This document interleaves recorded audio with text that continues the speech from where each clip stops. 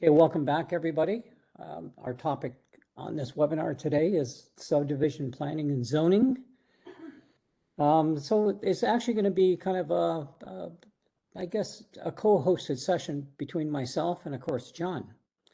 So what we want to talk about, certainly on subdivision and planning, is the construction of a new development of land requires consideration when we think about planning, and certainly items such as zoning regulations. So land development falls into two general categories: vacant land or on individual parcels of land within built-up areas. Our session today will focus on the subdivision planning, but we're going to talk a little bit about the zoning part of things too. Okay, let's see if I can get my slides under control here. There we go. So let's first off talk about studies. So before we get too far into this topic, what information might you already have available? Or are we basically starting right from the beginning? Simply performing an assessment and review is an important part of really subdivision planning and eventually even thinking about the issue of zoning. But what assessments have been done, if any, and if so, what stage are they at? The review stage, finalization stage, and so on. So what information in your community will be available to really get you off to a good start? Do gaps exist? What does your community need? But more importantly, what are the priority of needs in the community? So we can see here, based on the points, the bullets, what is the authority having jurisdiction for land use and planning? Does it have an asset condition report? Does a comprehensive community plan already exist or not? Does a land use plan exist? And actually the two of them are a little bit different. And what about housing? Is there a housing plan? Or is there a master plan, certainly for services such as your utilities and your connections? As I indicated before, are we simply just starting from scratch, right almost from the very beginning? So, go ahead there, John. So one of the big things in all construction off reserve, and one of the challenges that we've been advocating, is the role of the authority having jurisdiction. And so what does this mean? Well, if you go to the National Building Code, it states that the authority having jurisdiction means the governmental body responsible for the enforcement of any part of the code, or the official or agency designated by that body to exercise such a function. So this includes all construction projects relating to safety, health, standards, manufacturing, the installation. They're responsible for all aspects of the building code, and as a result of that, that extends into zoning, and anything related to land use is all part of the authority having jurisdiction. And under that authority having jurisdiction, there are the three areas, right? One is zoning, one is construction, and surveying. But we're going to talk about, in particular, zoning. Go ahead, Claude. Okay, so when we start looking at the next slide here, plans for subdivision off reserve. So off reserve subdivisions of land is governed by provincial legislation. So as an example, in Ontario, we have what is known as the Planning Act. So under this legislation, the lot creation or the creation of a lot is permitted through the approval of a plan of subdivision. The granting of consent or severance for lots within a plan of a subdivision. So as an example, in my area, we have a fair amount of farmland, and the farmland can be subdivided up. So then it can be severed into a number of, we'll call it building lots. As such, a developer can come in and basically create a whole plan of subdivision with maybe 10 houses or maybe hundreds of homes. So usually it's the number of lots and or the extent of servicing that is required that determines whether the appropriate approval process is by way of plan of subdivision. Before, Design of a, go ahead. sorry. No, when you're done, I'll have a comment, so go ahead. Okay, design of a plan of subdivision is generally completed by a qualified, not a quailed one, a qualified land use planner. And again, depending on provincial and territorial requirements, such as municipalities, there may be an adaptation to a land use plan that is appropriate for their particular jurisdiction. So I have to tell you a little bit of story that's happened the last few days here. So there's a small community in not too far from where Claude is, outside of Sarnia, where my friend who is a planner is, so he's the qualified land use planner acting on behalf of this town. He works for the county, so he's been designated as the authority having jurisdiction. And so he's looked at this plan, and they're going to build these new homes. And as part of this new home, they're going to build, a little shopping mall, right, to service. So it could be a little store, a little restaurant. And when he's telling me about this plan, I said, well, this is great. But I said, I believe you have a big issue. And it's, what's that? I said, well, if I remember my times when I used to work as a criminologist for the Liquor License Board, I believe that restaurant is in what's called a dry area of the province, and therefore you can build a restaurant, but you will not be able to sell any alcohol. And so the floor dropped, he fell over, and he says, how do you know that? And I said, well, I just know where you live. It was pretty dominant in terms of Presbyterian and the Tempest movement back in 1928. And in that area, they were totally against any alcohol use, consumption, manufacturing. So I suggest to him, before he approves at least the restaurants, he needs to determine whether or not that area is dry in the province. So you have what's called wet, which is all spirits and beer and wine; damp, just beer and wine; and dry, which is there's be no alcohol. And we have communities, First Nations, that have similar types of classifications.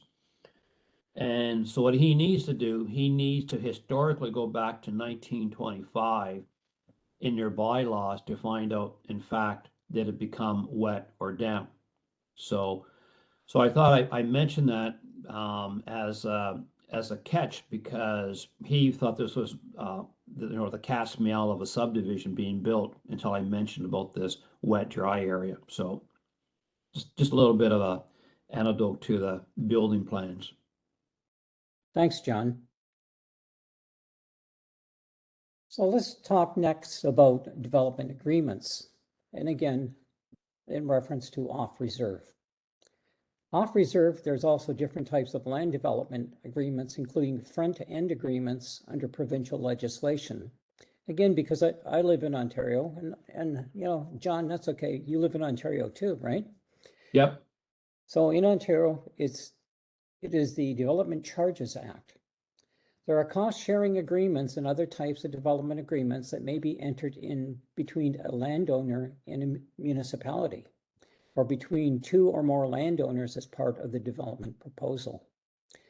So agreements are to ensure that the landowner fulfills conditions as imposed by the municipality, such as site plan, a subdivision agreement, bonusing agreements, front-end agreements, easement agreements, and conditional building permit agreements that relate to the municipal service and infrastructure. So again, as we can see here in this particular slide, there's a lot of, we'll call it, regulations or acts or things that can impact the development of lands in general, certainly off reserve. Any comments on that, John? What's that, sorry? Did you have any other comments you wanted to add? I good. Well, I guess the challenge again is, a while ago, say well several months ago, we received a call from an engineering company that was looking to build a subdivision for First Nations. And he asked this question, like, who's responsible for development agreements within the First Nations? And he wanted to know that whole process. And I said to him that, you know, there may not be development agreements because it's not really clear on the exercise and authority having jurisdiction. And the next question he asked me, well, who issues building permits? And when I said there are no building permits, I think the engineering company got a little skittish and said, I'm not sure if we want to pursue these projects because were things such as, you know, development agreements and building codes, which are just, you know, that's the baseline that everybody works with. When that baseline isn't there, you know, contractors potentially get skittish and they say, we're not interested. So. Good Okay. point. Yeah, good point. Okay, next slide here. Okay, John touched a little bit on the issue of building permits. And again, our focus at the sort of early stages here is off reserve, and certainly we're going to tackle that topic of certainly on reserve. So when we take a look at provincial legislation, it provides for municipalities and towns to establish a framework to regulate the construction, renovation, and change of use, and certainly even the demolition of buildings. This gives the municipalities the authority of having jurisdiction. So that there's, in the larger municipalities in particular, there's what's known as the chief building official. Sort of we'll call it the head honcho, the key person. And this key municipal official is in this framework. So can First Nation communities name their chief building official, or do they really have the same? So I guess that's one of the questions we have to ask ourselves or think about. So again, I live in a large municipality outside the city of Windsor. I was born and raised in the city of Windsor, and yeah, we have a chief building official. And certainly out in the, we'll call it the sticks, just outside of the city, yeah, we also have a chief building official there too. So it depends on, I guess, the affordability, and certainly someone, when it comes to, let's say, a dispute or discussion or decision making, someone can go to the chief building official, and maybe that building inspector in the field wasn't quite right on that particular call for that particular construction project. Yeah. Greg's raised a very good question here. Can First Nations access provincial bylaws and legislation for guides for developing our own framework? Absolutely, absolutely, yes. And well, I'll get into further, but probably this is a good introduction. So we, FNNBOA, we established a group of people, and we will be releasing a document, which is on my side screen here, called Authority Having Jurisdiction in Indigenous Communities for Buildings. And we provide specifically suggested frameworks for First Nations on how to carry this out. So we cannot call ourselves chief building officials because that's actually for off reserve, but we actually hold a trademark and we can call ourselves building officers. So chief building officers is a term we could use in Indigenous communities. We hold that trademark, by the way, FNNBOA. So this guide that we developed exactly feeds into Greg's comments. So we took all the provincial bylaws and we said, okay, this will make it easy for you to adapt for a First Nations community. So we developed a manual, and it should be out, I would say probably within the week. I was hoping to have it out earlier, but I sent it out for one more review, and we had a couple comments that we have to address. So go ahead. Okay. We also said we're going to touch on the topic of zoning. And again, zoning bylaws, and again, off reserve. So when we take a look at a zoning bylaw, controls the use of land in your community, and it states exactly how land may be used, where buildings and other structures can be located, the types of buildings that are permitted and how they may be used, and even things such as the lot size, dimensions, any parking requirements. Maybe there might be restrictions on building heights or even densities. So the number of people, the jobs and building floor area per hectare, as an example, or even the setbacks from the street. So there's a number of different control mechanisms which are intended to help protect, we'll say, and make good neighbors. So the official plan of the municipality sets out the general land use, and the buildings or business operate within those zones. So as John was indicating earlier, with housing, there's also, we'll call it subdivisions within the housing or residential sector to, is it 1-story, 2-story, multiple family, and so on.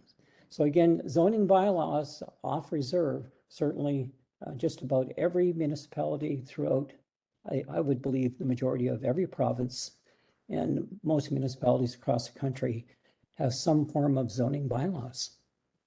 The only exception to that rule would be the unorganized areas of the province. And unorganized areas of the province or the territories are where an area is not associated with a county or a township. So, and in those cases for building permits, they have to apply. Sometimes they have a partnership with a neighboring community that provides these services, or you have to provide directly by the Ontario government. And in those cases, you know, zoning is sort of the requirement of those areas, but they would have required setbacks and stuff like that. So, okay. Well, let's talk about some of the best practices for planning in general.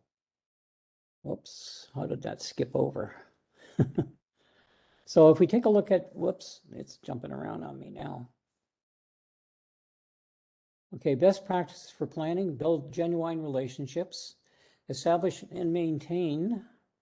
For some reason, it must be something trying to override this slide.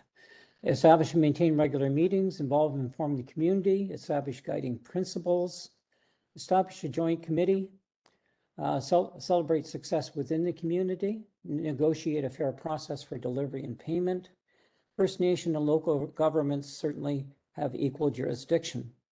Write a reciprocal letters of support for the initiatives and agree to disagree, help avoid any conflicts.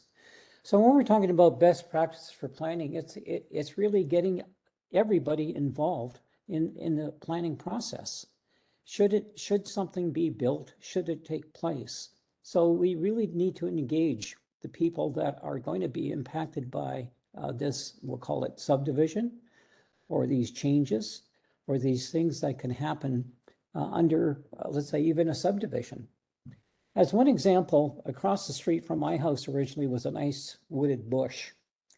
And the roadway was going to have a nice long driveway. And my concern was, when I went to the municipal council, was, well, you know, you're going to build 30 new houses down there, and every headlight from any car, from any person leaving anytime is going to be shining directly into my house. And I have a large, we'll say, window in the front of the house because it faces south. So I want a lot of nice solar gain in my house.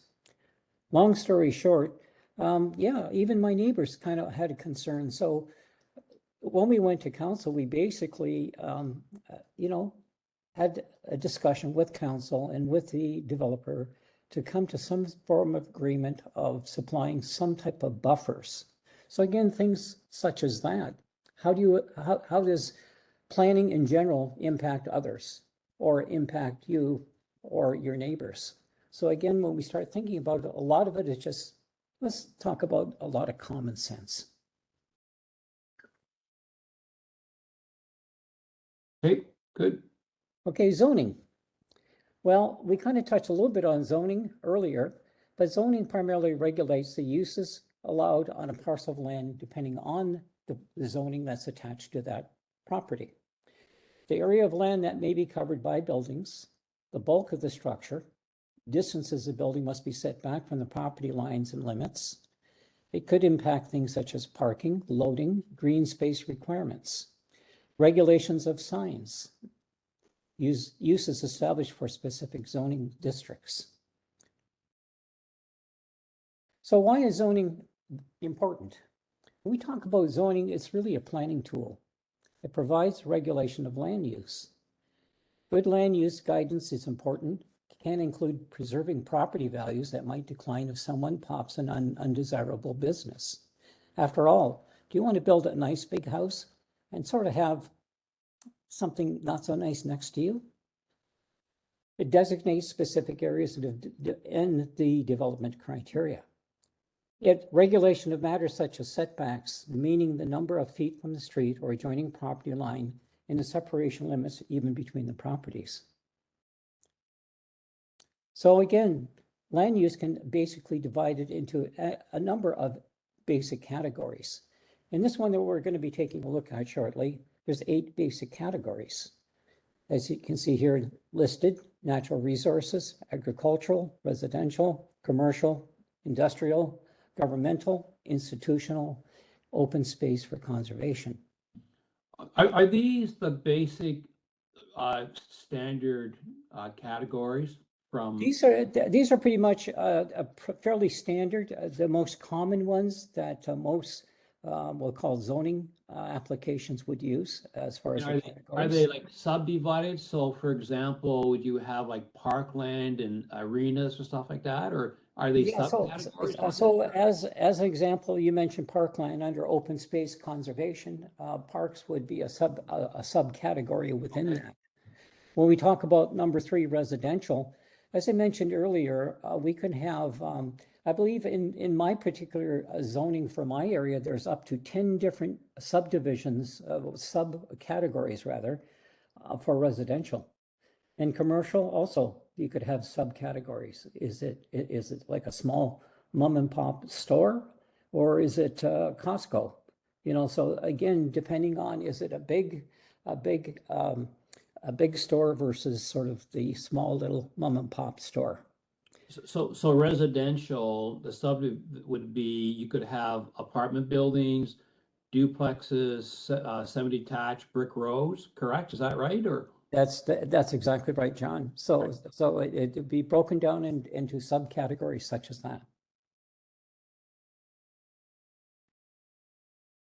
So But yes, go ahead.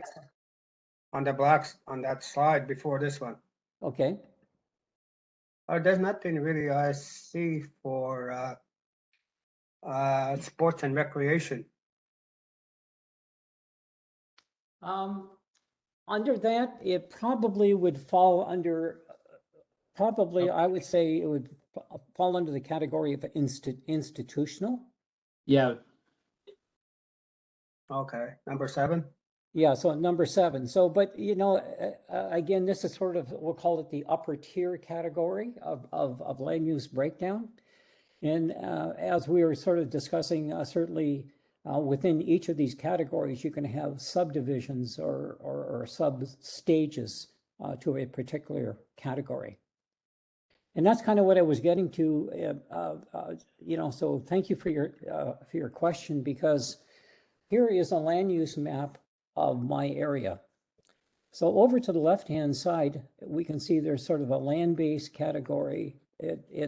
Again, we have to put up those things called taxes. So you can see there's tax parcels, there's a street center line, there's walkways, there's churches and schools and so on. But more over to the right-hand side, when we look at the map, we can see the different color configurations for different areas. So as an example, I've shown a little green sort of rectangle, and that represents my property in my area. And I'm under R1-10, residential 1, into, we'll call it category 10. And if we take a look at, for example, towards the lower part, I can see an R1 and an R2. And if we take a look around the map, I see an R2-14, an R2-13. And what we're talking about is different categories of residential structures on parcels of land. Along the sort of that orangish color, that's mostly all beach because Lake St. Clair is abutting all those properties. So it's all sort of, we'll call it the old cottage country, which, by the way, all those cottages have been bought up and disappearing, and people are building their mega mansions on those RW2 properties. So you can see this is sort of part of a zoning plan map. So a map within the zoning regulation in my area. And just to kind of point out some other areas. So when we take a look at the areas shaded in gray, that's urban and basically rural, which is basically undeveloped farmland. So again, you'll see, for example, the light blue, M1. Now we're talking about business, manufacturing, small coffee shops, things like that. So we can see that there's a lot of different categories and a lot of different breakdown, even in a small little area, probably within, let's say roughly a kilometer or so of my particular house. So again, this is from Lakeshore Land Use, my area, just to kind of give you a general idea. This is the map, and of course, we talk about zoning, it's just not maps, it's also the written, we'll call it black and white text of regulation that goes along with it. So if you look at, so some of these areas, so that, so if I look at your place, head, I guess, Jesus, that's east. So you have the M1, you have a strip of road, you got some purple down there, you got some gray on the UR. Now, would that be farmland for development, or it's keep your hands off type of farmland? Yeah, that is actually going to be a sort of right along that stretch is a main, we'll call it highway. Yeah. And what you're going to see along that, or we will see in time, is certainly development of a lot of commercial and commercial type property development take place. So again, this is sort of the planning for the future use, and in some instances, certainly the current use, all kind of combined into one map. So if I owned, let's say, one of those areas in that pink shade, and I wanted to apply, I'm going to have to look up MU4 or MU5 or MU1, depending on where that parcel of land sits, and read sort of the zoning. What can I do with this parcel of land? What can I build there? Do I have to provide parking? Do I have to landscape my property? What do I need to do to fit in so that I'm not disturbing my neighbors, so to speak? So yeah, it's a very good point. So I also noticed you have what's called, if I read it, the Mackenzie Parkway, and on the right side you got a beige. And so why is that cut the way it is? Like, is there like a natural stream or a river or barriers to isolate the way it is, or Yeah, in fact, between two roads? Yeah, in fact, some of them, if you look, rather than being rather, we'll call it rectilinear, horizontal, vertical, and so on, they tend to be sort of, we'll call it squiggles or wiggles. And a lot of those really follow old, we'll say, farm pathways, or in some cases, a creek. So over to the other side of it, which is sort of to the east of it, you'll see East Pike Creek. So East Pike Creek is one of the creeks that dumps into Lake St. Clair. So it's one of the local creeks. And again, those were old residential properties that followed sort of this old winding road, so to speak. So again, sometimes it happens to be the shape of the property, going back to, we'll call it old land use. And we also have to remember land use and zoning in particular is not just a recent phenomenon. It's been around for a while, but it hasn't been around forever. But certainly when we start looking at the purpose of zoning, it goes back to really health, fire safety, and certainly good land use management. So again, a lot of good things intended. Some people might think otherwise. So here's another map of the same area. And what I wanted to show is this is looking at it from a different point of view. This is looking at it from the point of view of an organization called ERCA, ERCA, Essex Essex Regional Conservation Authority. Everything that's kind of shaded in that light blue or grayish tone is basically lowlands. Look at the amount of property that could be subject to flooding. So again, the other part of land use, we need to think about water and what happens when water, the lake in this particular case, rises or maybe subsides. Well, it's good when it subsides because maybe you have a lot more beachfront for the people that own beachfront properties. But in other instances, if you go down and take a look at my little green dot, which represents my house, and my neighbor behind me, and some of my neighbors in close proximity to me, can be subject to flooding of their property. I'm high and dry, and I have been high and dry. I've lived there for a little over 30 years on this property. And, so it's good to understand sometimes what could be the potential impact of water, especially when we start talking about subdivision planning and land use. So again, nothing wrong with people who want to think about it from their, I guess, filling their pockets full of money, those people developers that want to create subdivisions. But when we take a look at it from a more practical point of view, do we really want a parcel of land that is in one of those gray zones? So again, I'm not saying it's a bad thing, but certainly something I would want to be aware of when it comes to certainly. And again, this was part of the, zoning bylaw, Schedule A, Map 1, Town of Lakeshore. So again, part of the whole zoning, we'll call it regulation. So again, intended to help protect people, but also advise people. Go ahead, John. But we know through land use planning, there's been a number of, major mess ups. So for example, in Ottawa along the Gatineau River, so the city, they've issued permits for homes that are along the river and now are flooding out. And then the city is now doing buyback to get rid of those homes. So another case we know, I believe it was in Alberta, right, where that whole community, the city said, yeah, go ahead and build it. And it turned out to be a floodland. And so the Alberta government had to buy back these homes, knock them down. People were, my friend, again, my planning friend was working near Calgary, and he said, people are buying these houses for $100 if you can move them. So we know a number of cases, and I know Ottawa, we have that dispute all the time of they're doing land development, corporate people are going in there, but they're not fixing the water drainage issues, and basements are getting flooded. And there's lawsuits against the authority having jurisdiction because you gave them a permit to build there, and so the city should be more accountable, and that's what's happening. Yeah, and as we know, John, and probably others, we know these things can happen.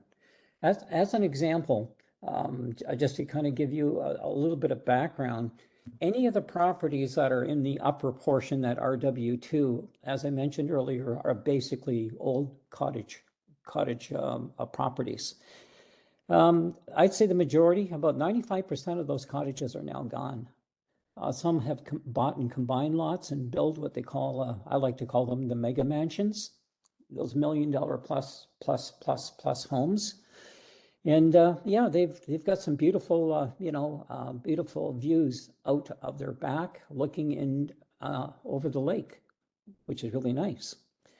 But another point that sort of we have to think about is when we even think of the construction of those homes, things have to change.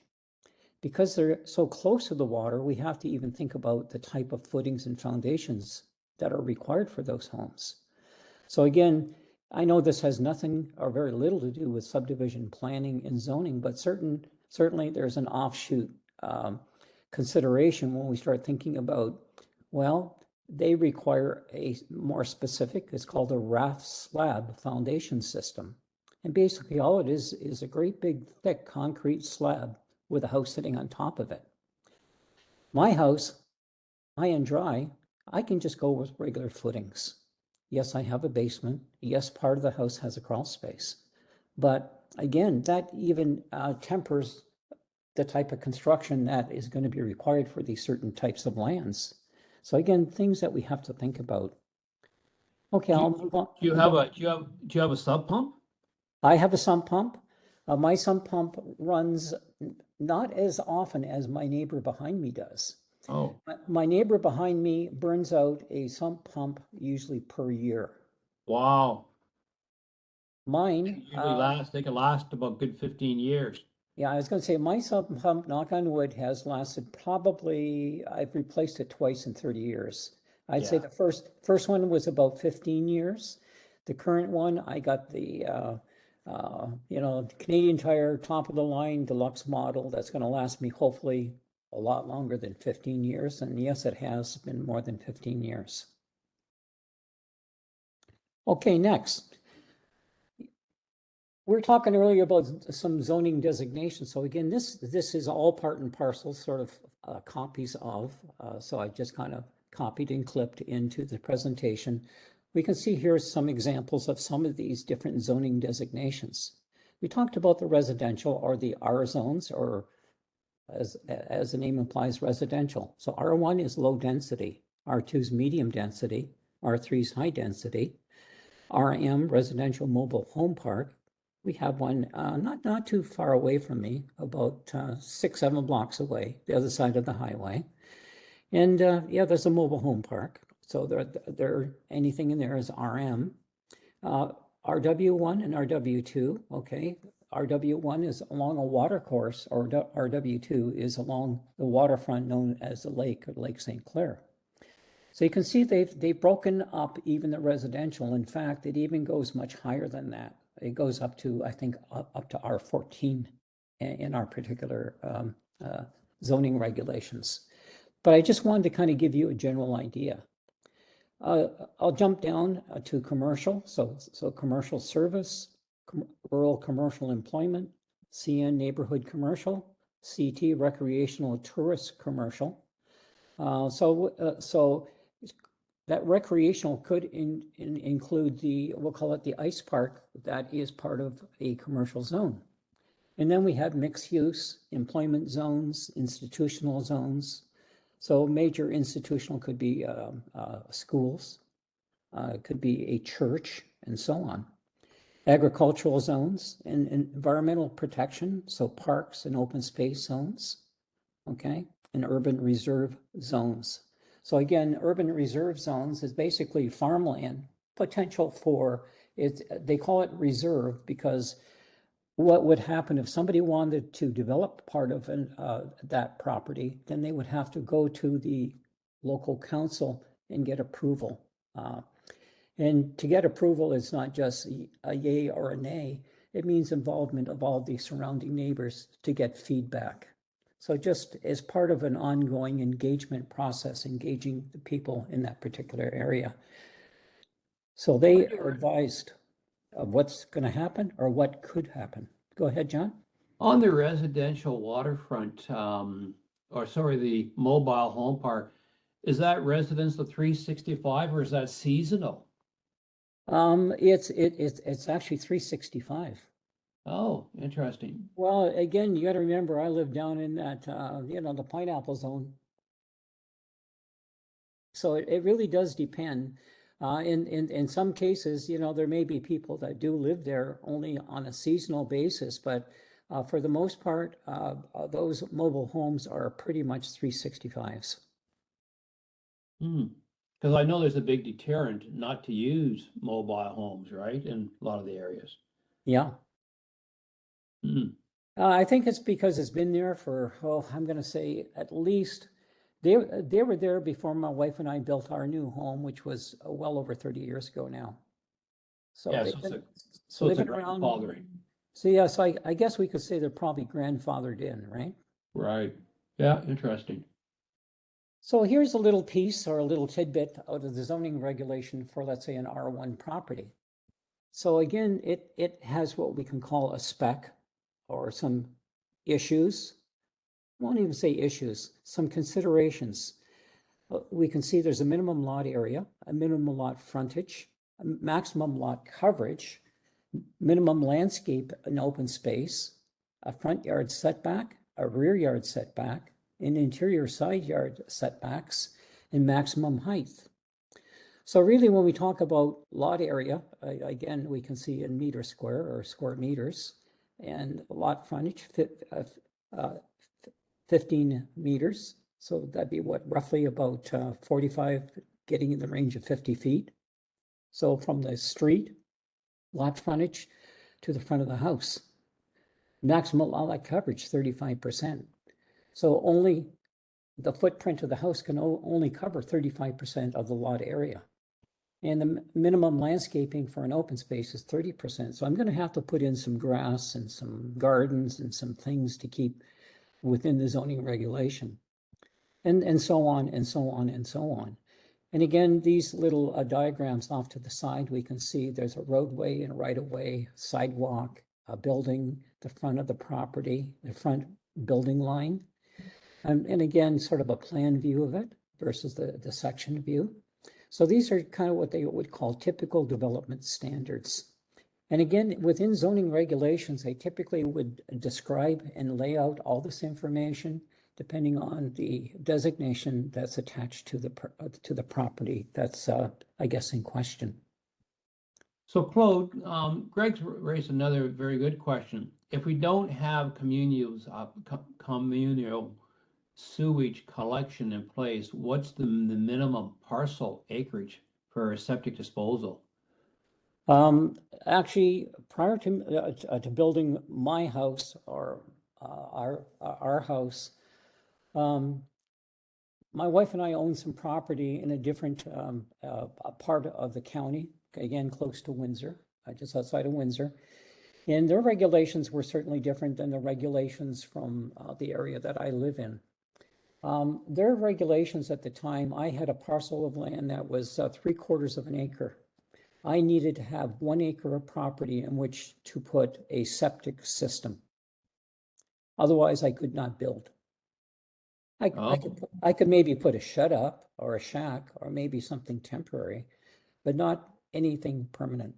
I would need, at the time, when they were allowing septic systems, it had to be a minimum of 1 acre of property. Well, lo and behold, we did eventually sell the property and build in another area.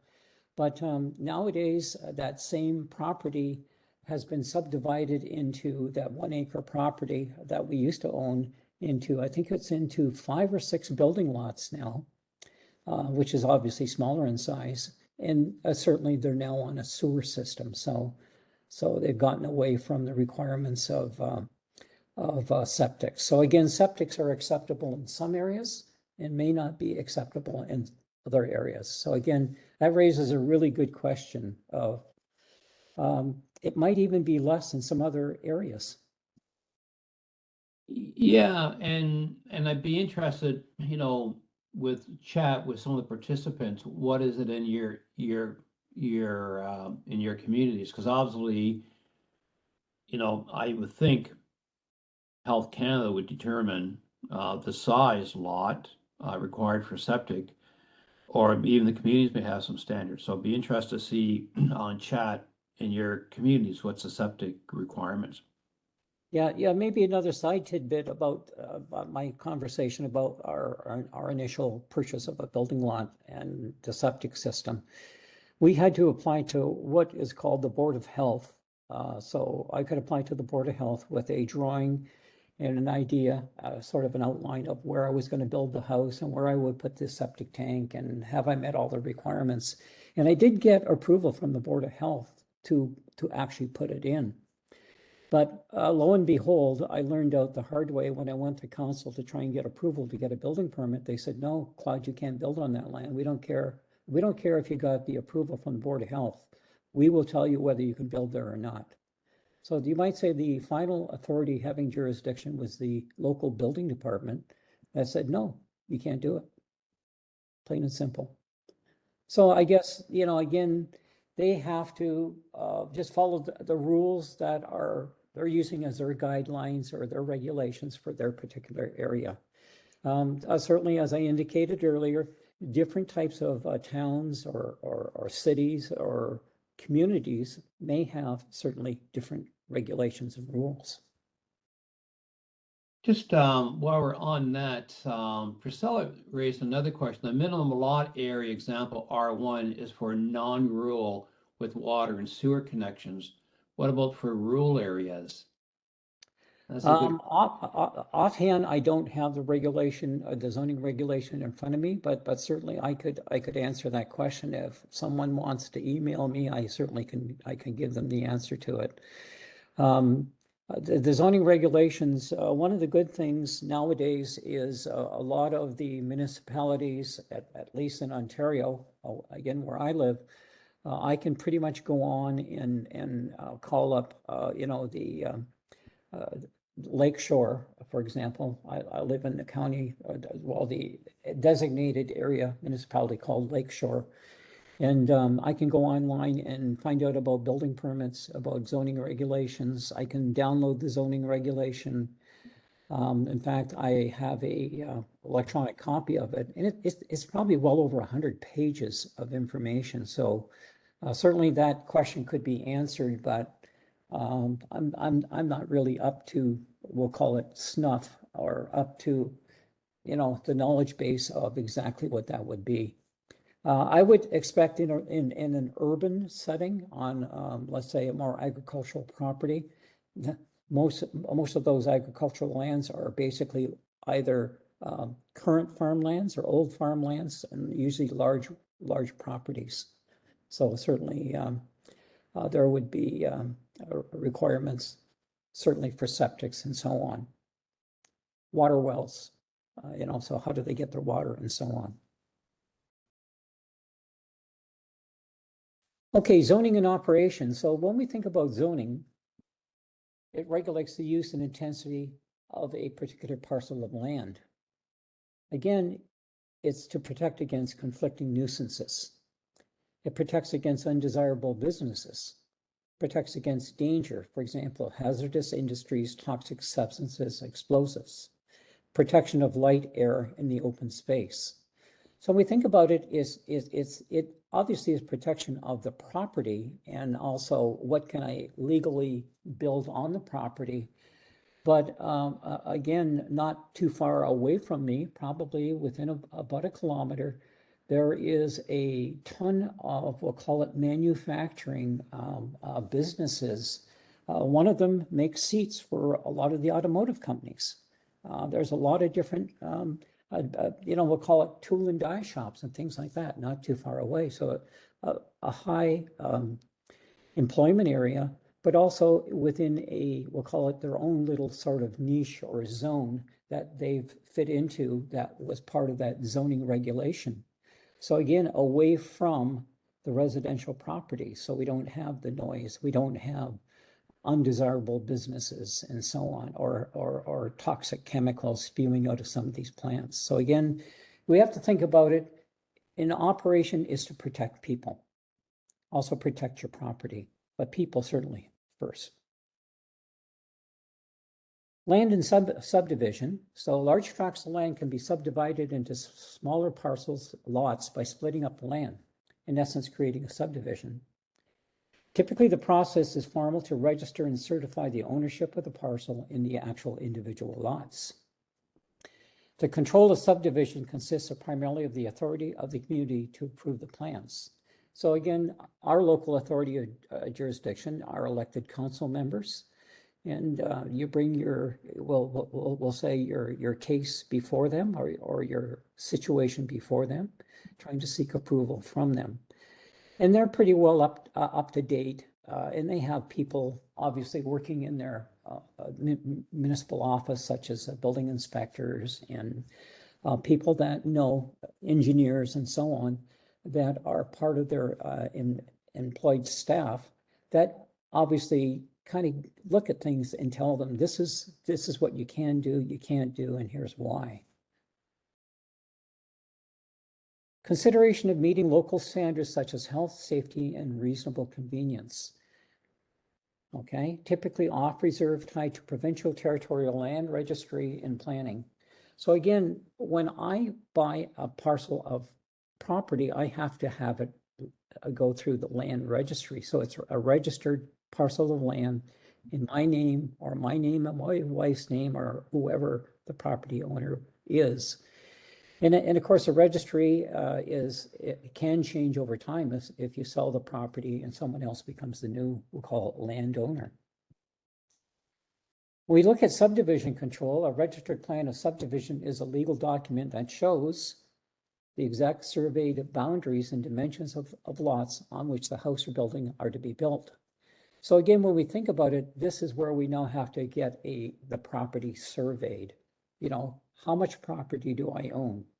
So as an example, my property is 100 feet wide and about, I think it's a little over 500 feet deep, just to give you some general. So again, I had to have it surveyed in order to go to the bank and say, I want to borrow $50,000 to finish building my house.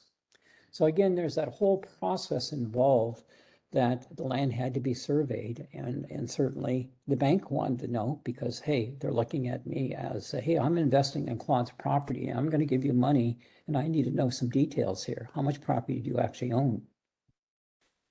And in fact, you own it. Yeah, in fact that I do own it. And again, subdivision control, the location and width of streets. So in some cases, is it going to be just a rural street? Or in my case, it actually happens to be part of what was called Old Highway Number 2, which goes right across a large swath of the province in Ontario. Sites of any schools or parks, etc. So as an example, schools are not too far away, and I have a park about 2 houses over and across the street. The plan does not show specific building locations. The rules for locating buildings are set out in the zoning bylaw. So when I went to basically do the drawings for my house and apply for a building permit, I had to show where the building was going to be located. So as an example, I'm, because of the size of my property, it's a nice country lot, I'm roughly 200 feet from the front property line to the front of my house. So 200 feet. And there's probably another 40 feet to the roadway.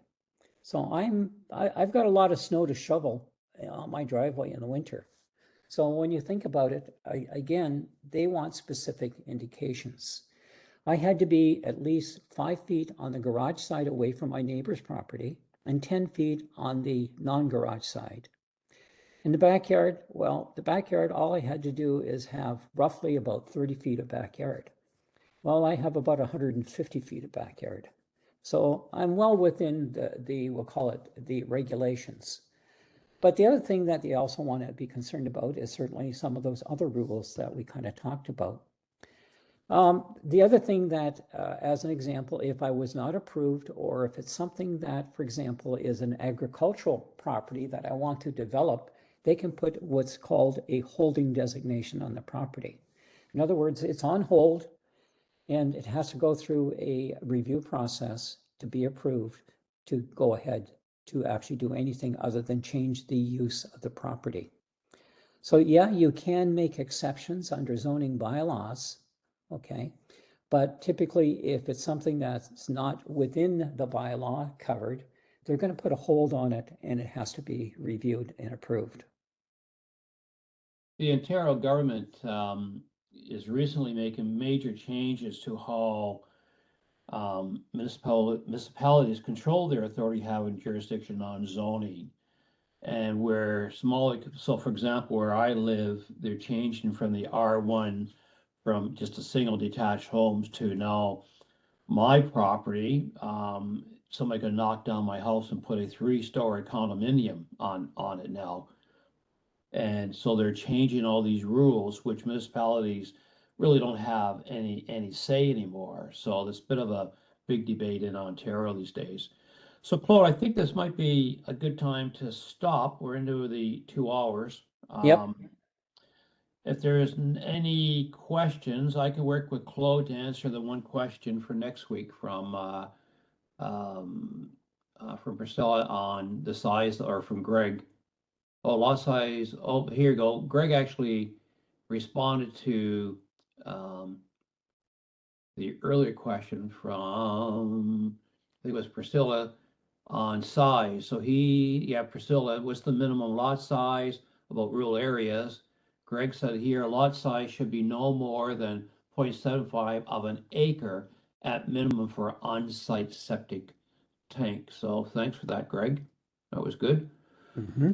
And I sent a note on just some of the recent plans for residential districts in Ontario for extra read. So we can end it there unless there's any other questions. We have a total of 3 sessions on this, so, and more to learn. So if there's no other questions, we can pick it up on Monday.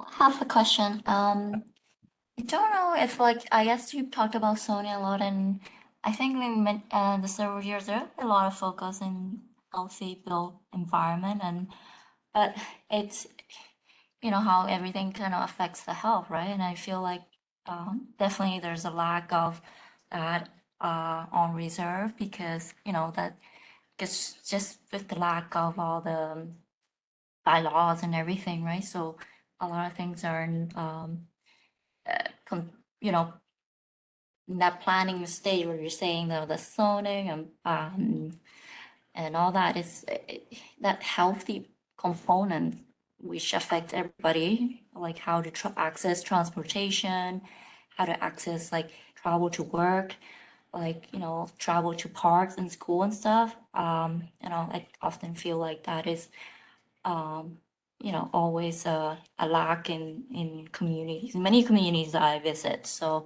like even sidewalks and stuff like that, right? Yeah, I think Priscilla, you're hitting on a number of good points. Certainly, they go beyond they go beyond zoning, and one I can think of immediately is one that we have locally called property standards. And within property standards, as an example, I may not be allowed to put a trailer on my property or allow derelict old vehicles to sit on the property because of, let's call it for health, safety, and maybe even sanitation reasons. Certainly there's a lot, even you kind of touched on the whole issue of the environment and the environmental issues, health and well-being and so on. And again, some of these things unfortunately are not controlled by regulations. Perhaps some of them should be when it comes to certainly issues that involve health and safety. But yeah, you raised some good points. Because let's face it, in subdivisions, once the builder or developers have created a subdivision, it really can be willy-nilly of a multitude of different contractors building houses. And even within that, sometimes I find when I visit some of these subdivisions, some of the builders aren't even following the rules, we'll call it. So let alone maybe even in the future, the homeowners. So again, you raise a good point, and I think we'll try and touch on some of those topics a little later. Okay? Yeah, so yeah, just to add to that point, and that's one of the issues in terms of health. We've also been working, as we mentioned in the last previous, on radon gas, and communities are building subdivisions that have very high concentrations of radon gas. Now, there's nothing wrong with building in an area of radon gas, provided that you build radon-resistant homes. And so it becomes the whole health and safety of where we pick a land, or another case, I've been in some communities where they're building schools in swamplands. And I say, well, why are you doing that? And they said, well, the land we can't use for anything else. We put a school there. So the schools flood all the time. And I've been in a number of communities where, they put commercial buildings in these, low-lying areas that are constantly being flooded. And I know, again, my criminology side, visiting many detachments. These detachments are located in really bad lowland areas that they're flooded all the time. But we can talk more about that on Tuesday. And if there's any other questions, if not, Or Monday. Monday. That's right, Monday. Get ahead of myself. All right, on Monday, Thank you, everyone. guys. Thank you.